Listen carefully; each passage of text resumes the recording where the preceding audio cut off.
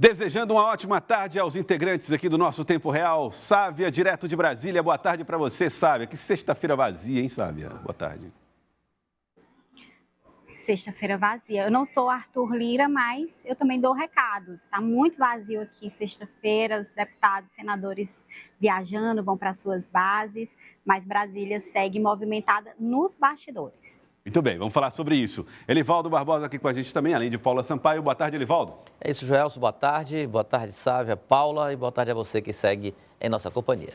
Vou começar, Sávia, conversando com você, conversando com Brasília, porque o presidente Lula indicou Cristiano Zanin para a vaga do Supremo Tribunal Federal. Cristiano Zanin foi advogado do presidente Lula enquanto ele esteve preso lá em Brasília. E já antes, em outras ocasiões, também já advogava para o presidente da República. E muita gente interpretou isso como uma influência, uma indicação mais pessoal do que obedecendo àquela impessoalidade da gestão pública. O presidente Lula falou a respeito do critério utilizado por ele.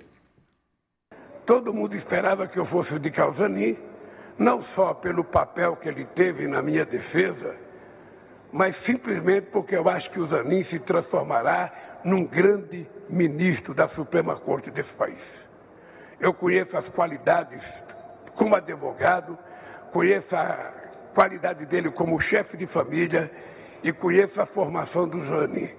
Ele será um excepcional ministro da Suprema Corte, se aprovado pelo Senado, e eu acredito que será, e eu acho que o Brasil vai se orgulhar de ter o Zanin como ministro da Suprema Corte.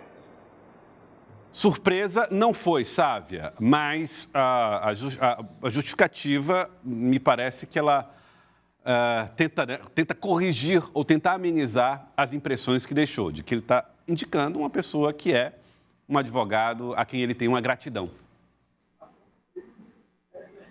É a principal crítica, Joelson? Porque é preciso ter notável saber jurídico.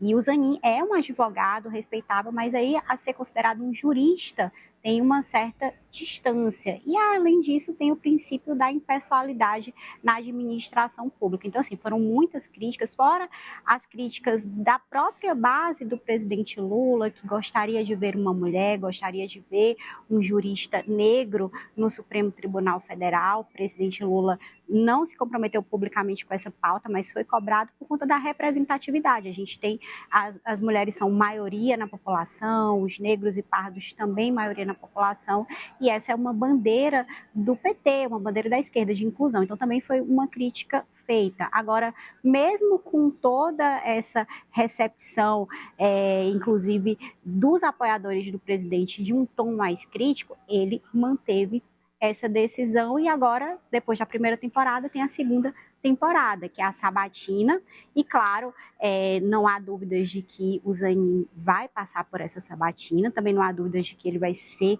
questionado duramente pela oposição, tudo isso já está precificado. E em setembro, a ministra Rosa Weber, que é a presidente do Supremo, ela deve se aposentar. Então, o presidente Lula tem 4 meses para já pensar e fazer a próxima indicação. E aí já tem uma fila de nomes. Tem o Bruno Dantas, que é o presidente do Tribunal de Contas da União.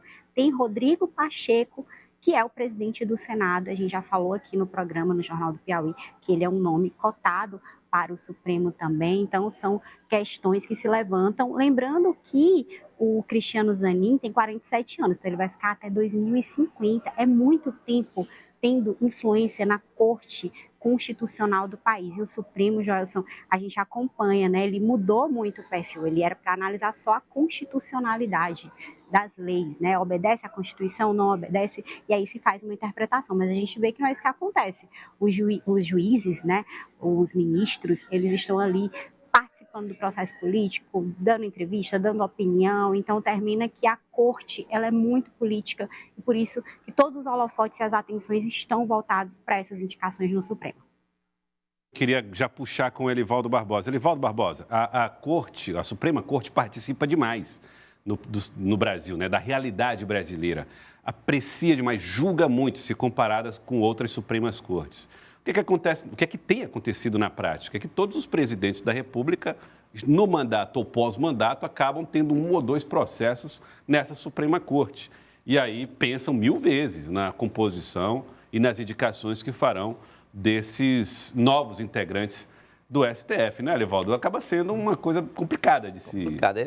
O presidente cumpre o que a lei determina, né? Ele não está cometendo nenhum ato ilegal. Não, nem é questionar, assim, até muita gente questiona isso, mas eu acho até que obedece a um critério, né, claro, nobre, esse do presidente eleito fazer a indicação do integrante. Uma prerrogativa constitucional, daí tudo bem. Agora, o que causou, de fato, esse constrangimento, que causa mesmo um constrangimento, mesmo aí com a fala do presidente Lula, elogiando o advogado Cristiano Zanin Martins, mas isso não convence.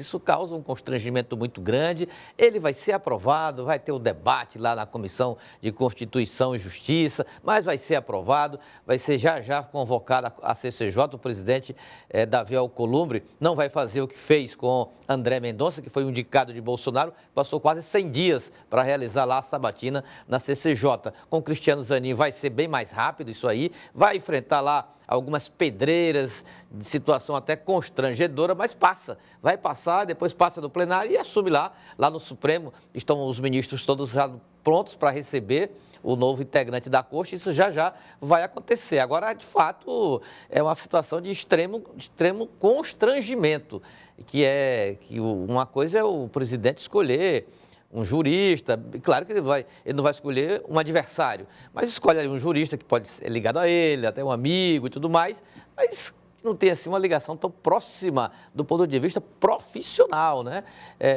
O Cristiano Zanin livrou Lula da Lava Jato. Ele vai até ser escalado para uma turma no Supremo Tribunal Federal, uma turma que não pegue nenhum processo da Lava Jato, porque senão ele fica impedido até de julgar. E ontem, nas análises feitas, acompanhado aí as análises de jornalistas que acompanham aí em Brasília com a Sávia, essa situação toda, e me chamou a atenção um comentário inclusive o presidente da Academia Brasileira de Letras, Merval Pereira, quando ele lembrou um caso interessante, Joelson, na década de 1950, quando o presidente Juscelino Kubitschek foi eleito, quase não toma posse, foi muito questionado na justiça, até mesmo porque não tinha conseguido a maioria absoluta dos votos, mas naquele tempo podia, não tinha segundo turno, aquela coisa toda, e contratou um jurista renomadíssimo, Sobral Pinto, foi contratado e tal, aí ele livrou o presidente dessa impossibilidade de assumir, foi lá, assumiu, e no gesto de retribuir aquela ação do doutor Sobral Pinto, ele ia indicar ele para o Supremo Tribunal Federal. Olha, você vai aí se indicar para o Supremo Tribunal Federal. Sobral Pinto, não, faça isso não. Recusou. Não faça isso não, presidente, não quero isso. Por quê, rapaz? Por quê? Eu lá no Suprema Corte, o que eu vou fazer? Se eu julgar algo que seja favorável ao poder, é porque eu sou grato ao presidente. Se eu faço algo contrário, é porque eu sou ingrato. Então, eu vou ser criticado de todo jeito. Não quero isso para a minha vida. Mas hoje os valores mudaram muito. É verdade, mas Sobral Pinto recusou não só esse, mas vários outros benefícios. Um advogado que lutou muito, inclusive na direta já, nos anos 80. Agora, Paula, o juiz da Lava Jato já não é mais juiz. O procurador da Lava Jato nem deputado é mais. E o advogado da Lava Jato, do presidente Lula, está aí a ponto de virar ministro do Supremo Tribunal Federal. Isso é a movimentação da política, essa é a lógica de Brasília, né? A política é dinâmica, não é, Joelson? Inclusive, eu também acompanhava essa cobertura sobre essa indicação do Zanin e vi que ele não descarta nem bater na porta do próprio Sérgio Moro para pedir o voto dele favorável ali quando ele passar pelo crivo do Congresso Nacional. Agora, acho importante destacar também a importância que tem o presidente, a indicação que é feita pelo presidente a um cargo no Supremo. Quando a gente entrevista juristas, não é, Livaldo? A gente ouve uma crítica muito latente de que muitas questões que deveriam ficar resolvidas ali no Congresso Nacional, através da votação de leis, acabam sendo judicializadas e sendo resolvidas, de fato, ali no Supremo.